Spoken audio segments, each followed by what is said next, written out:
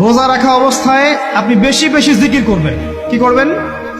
সুবহানাল্লাহ পড়বেন, আলহামদুলিল্লাহ পড়বেন, আল্লাহু আকবার পড়বেন, লা ইলাহা ইল্লাল্লাহ পড়বেন, লা হাওলা ওয়ালা কুওয়াতা ইল্লা বিল্লাহ পড়বেন হাসবি আল্লাহ ওয়া নি'মাল ওয়াকিল, সুবহানাল্লাহি ওয়া বিহামদিহি, সুবহানাল্লাহিল আযীম, সুবহানাল্লাহিল আযীম ওয়া বিহামদিহি পড়বেন আস্তাগফিরুল্লাহ ওয়া আতুবু ইলাইহি, আস্তাগফিরুল্লাহ ওয়া আতুবু ইলাইহি পড়বেন লা ইলাহা ইল্লাল্লাহ ওয়াহদাহু লা শারীকা লাহু লাহুল মুলকু ওয়া লাহুল হামদু ওয়া হুয়া আলা কুল্লি শাইইন কাদির। পারা যাবে না ইনশাআল্লাহ?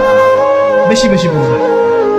আরেকটা কাজ করবেন, প্রতিটা কাজ নবী সাল্লাল্লাহু আলাইহি ওয়াসাল্লামের সুন্নাহ মাফিক করার চেষ্টা করবেন।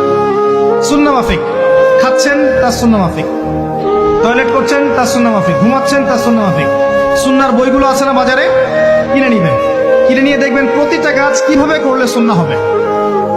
এই কাজগুলো করতে গিয়ে আপনাকে গভর্নমেন্ট বাধা দিবে, বিশ্বের পরাশক্তিরা বাধা দিবে, আপনাকে কি কেউ পিটাবে এগুলো করলে, জেল খাটাবে? এগুলো আমাদের ব্যক্তি স্বার্থের ব্যাপার, ইচ্ছা করলেই করা যায়। এই ইচ্ছাটা আল্লাহ পাক আমাদের অন্তরে জাগ্রত করুন, আমিন। একটা কাজে কথা বলবো, নর্মালি আমরা ফরজগুলোতে বেশি ফোকাস করি, ফরজ ওয়াজিবে। রমজান মাসের সুন্নত মোস্তাহাবে ফোকাস করতে হবে। রমাদানে একটা নফল আপনাকে ফরজের নেকি দিয়ে দিবে ইনশাআল্লাহ, রমাদান একটা সুন্নাহ আপনাকে ফরজের নেকি দিবে ইনশাআল্লাহ। তো রমজান মাসে শুধু ফরজ নয়, একটু সুন্নাহ সালাতগুলো, নফল সালাতগুলো একটু বেশি বেশি করার চেষ্টা করি। আল্লাহ পাক তৌফিক দান।